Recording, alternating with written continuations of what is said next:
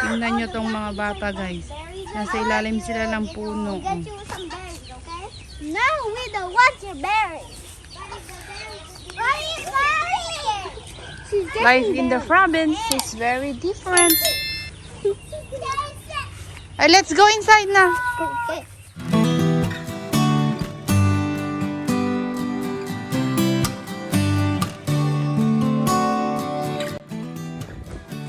Nandito ito nagpapintas kanya.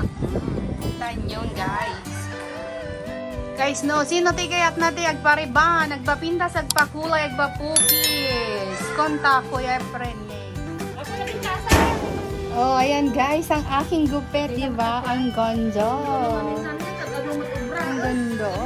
Next day. Good morning, guys. It's Sunday today, May 8. Today is a Mother's Day. Yes, guys, Mother's Day today. At kung medyo naririnig-rinig nyo ang aking background ay maingay, dahil, guys, nagpapatrabaho ako. Kasi, matagal ko nang inaantay yung mga mag-work sana dito sa bahay. Kaso nga lang, sobrang busy yung mga tao dito. Wala akong mahanap na workers. Ngayon, pinagsabay-sabay ko na kasi gusto ko na siyang matapos bago kami umalis. So, ipapakita ko sa inyo guys yung konting trabaho dito. Kahit linggo, may trabaho. Supposedly dito sa Pilipinas, Sunday is family day, off day, holiday para sa pamilya. Pero dahil nga, syempre, mahirap ang buhay dito. Kailangan may trabaho, kailangan kumita ng pera. Ayan. So, meron pa rin naman akong nakukuhang mag-work. So, ayan guys, nandito sila. Pakita ko sa inyo. Nga pala guys, di ba nag-video ako before na pinagawa ko yung toilet? Eto, isa pa pala dito sa pinapagawa ko ay yung toilet. Alam niyo ba kung bakit? Kasi yung gumawa ng aming toilet before, although okay naman siya, kaso nga lang, yung pagkalagay nila ng tiles ay hindi siya level. Bali, naiipon yung tubig doon sa loob, kaya hindi siya umaagos. Isang buwan ko nang inaantay, magdadalawang buwan na yata kong inaantay na bumalik sila para ayusin. Kaso nga lang, hindi sila bumabalik guys. Naantay ko sila, wala, ayaw nilang balikan dahil ang lagi nilang sagot ay busy daw sila. So, ang ginawa ko, kumuha na lang ako ng ibang tao para magtrabaho. Ayan, ito na siya.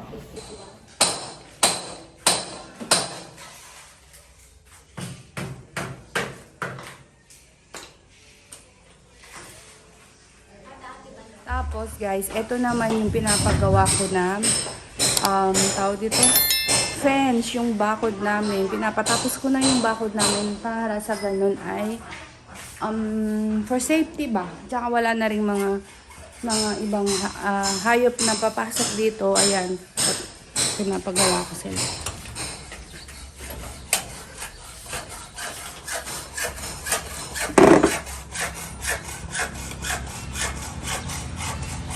Ayan guys. So, ayun guys, ang aming Sunday. Nagpapatrabaho, busy bago pa ako bumalik. Tapos na yung trabaho dito sa bahay at 20 na lang, next project na kasi nabitin na kami guys. Alam niyo na yun. So, update ko kayo later guys kung ano yung matapos nila for today. So, thank you. Bye! Pansit! Nagito doon, na busy nang danga ko, napan nag-shopping. Ano na po walay ka? Wala ilang wala. Ha? Ka? Hindi ka tayo nangantay, tikik tayo. Gusto kayo pagpamerienda tayo kanya, di ba? Maraming batyan mo.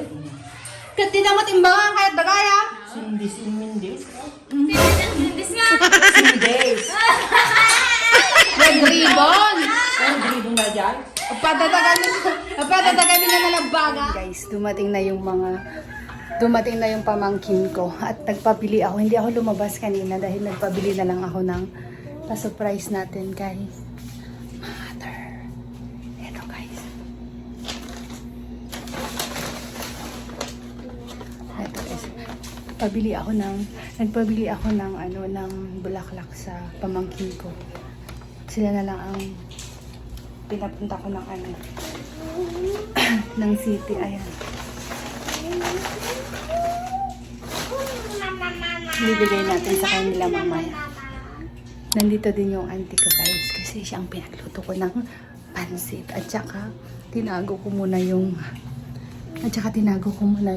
yung cake, kaya niloloko ko yung pamangkin ko na ubos na yung cake.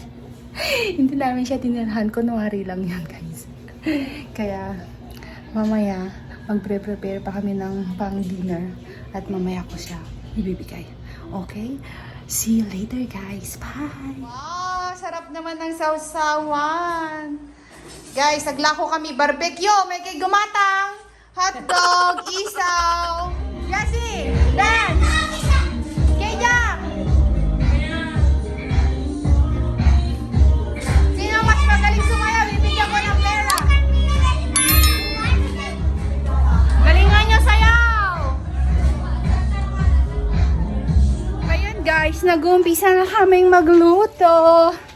At nagtutuno. Nag-iihaw. Hi!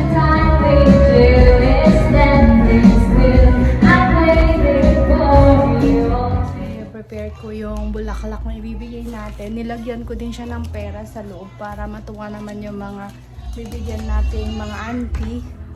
Ayan. Eto. Pinira na. Look at here.